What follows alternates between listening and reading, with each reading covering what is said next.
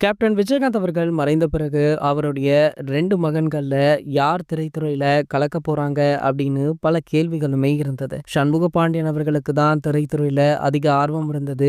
விஜய பிரபாகரனோ கட்சி பொறுப்புகள பார்த்துக் கொண்டிருக்காரு. இந்த நிலையில பார்த்தீங்கன்னா, கேப்டன் இருந்தபொழுதே சண்முக பாண்டியன் ஒரு சில படங்கள்ல நடித்திருந்தாரு. அப்போது அந்த படங்கள் அந்த அளவிற்கு சோபிக்கவில்லை அப்படின்னாலுமே, தற்போது ஒரு வலுவான கதைக்களத்துடன் படைத்தலைவன் அப்படின்ற படத்துல நடிச்சிட்டு வந்தாரு. இந்த படத்துடைய அனைத்து வேலைகளுமே ஒரு சில மாதங்களுக்கு முன்பே முடிந்த நிலையில படத்துடைய ரிலீஸ் தள்ளி போய் கொண்டே போச்சு. கடைசியாக கடந்த மாதம் 23ஆம் தேதி கூட இந்த படத்துடைய ரிலீஸ் அறிவிச்சாங்க. படத்துடைய பிரஸ் மீட், ஆடியோ லான்ச் அப்படின்னு அனைத்துமே பிரம்மாண்டமாக நடந்தது. கடைசி நேரத்துல பாத்தீங்கன்னா ஒரு சில பிரச்சனைகளால இந்த படத்துடைய ரிலீஸ் தள்ளி போச்சு. இன்று ஒரு வழியாக இந்த திரைப்படம் பாத்தீங்கன்னா தமிழகம் முழுக்கவே 500க்கும் மேற்பட்ட திரையரங்குகள்ல மிக பிரம்மாண்டமாக ரிலீஸ் ஆகியிருக்கு. காலையில இருந்து படத்தை பார்த்த ரசிகர்களும் சரி, பிரபலங்களுமே சரி, சண்முக பாண்டியன் அவர்களுக்கு தொடர்ந்து வாழ்த்துக்களை குவிஞ்சிட்டு இருக்காங்க. சோ அது மட்டும் இல்லாம படத்துடைய கதையுமே மிகவும் வலுவாக உள்ளதால படத்துடைய வசூல் அதிகமாக இருக்கும். இனி சண்முக பாண்டியன் அவர்களுக்கு விடிவு காலம்தான் போங்க அப்படின்னு பலருமே வாழ்த்துட்டு இருக்க வேளையில, தற்போது